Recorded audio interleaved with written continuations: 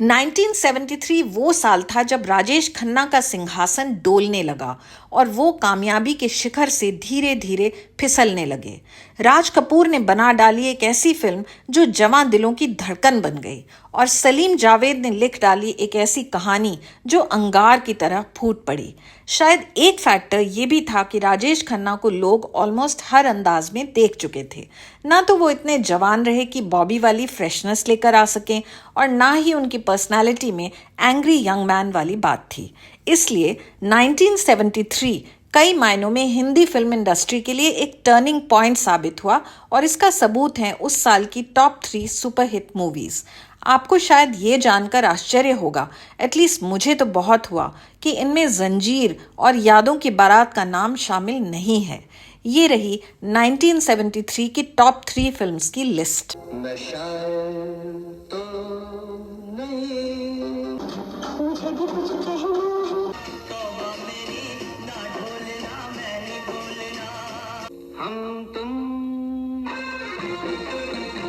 Number 1 पे थी Bobby.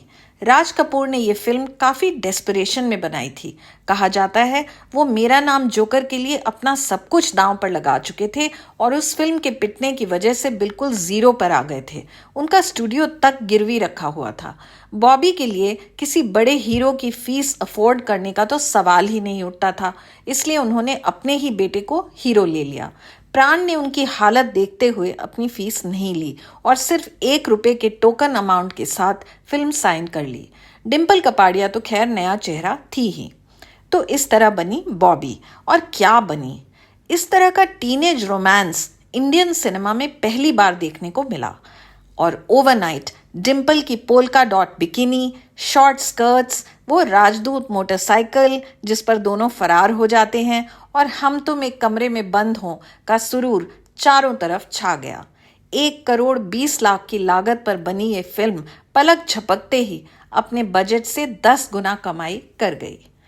Number 2 पर थी धर्मेंद्र और हेमा मालिनी की जुगनू, जो मोस्टली इन दोनों की जबरदस्त केमिस्ट्री की वजह से टॉप 3 में पहुंची, वरना कहानियां तो इस साल एक से बढ़कर एक आई थी। हाँ, ये जरूर है कि धर्मेंद्र उस वक्त अपने टॉप फॉर्म में थे और फिल्म की सपोर्टिंग कास्ट भी बहुत स्ट्रांग थी, प्राण, प्रेम चोपड़ा और महमूद जैसे कलाकारों के साथ। जुगनू में धर्मेंद्र ने एक अमीर robin hood type character play किया, प्रमोद चक्रवर्ती के डायरेक्शन में। इस फिल्म का म्यूजिक दिया था SD बर्मन ने और इसका एक एक गाना कमाल था। प्यार के इस खेल में छोटे छोटे नन्हे मुन्ने प्याले प्याले ले, मेरी पायलिया गीत तेरे गाए, पायल नहीं घुंघरू नहीं। आज भी इस फिल्म को आप YouTube पर देखेंगे तो हेमा मालिनी और धर्मेंद्र की जोड़ी से एक बार फिर प्यार हो जाएगा। नंबर 3 पर थी यश चोपड़ा की दाग, जिसकी कहानी बहुत स्ट्रांग थी और अपने समय के लिए काफी बोल्ड भी। कहानी है सुनील और सोनिया की, जो शादी के कुछ ही दिनों बाद जुदा हो जाते हैं और जब वापस मिलते हैं तो सुनील की जिंदगी में सब कुछ बदल चुका होता है, यहाँ तक कि उसका नाम भी। और फिर उसकी शादी भी हो चुकी होती है चांदनी नाम की लड़की से। वैसे तो ये सिचुएशन कई फिल्मों में दिखाई गई, लेकिन दाग में सुनील का सोनिया के साथ रात बिताना और उसकी पत्नी को ये मालूम हो जाना काफ़ी इंटेंस था।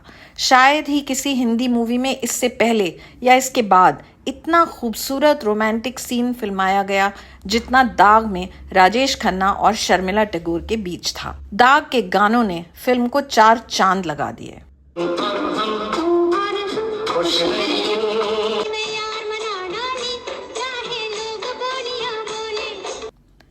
इस साल की अगली टॉप 10 मूवीज थी जंजीर, यादों की बारात, कहानी किस्मत की, लोफर, धर्मा, हीरा, आ गले लग जा, जैसे को तैसा, झील के उस पार और कीमत।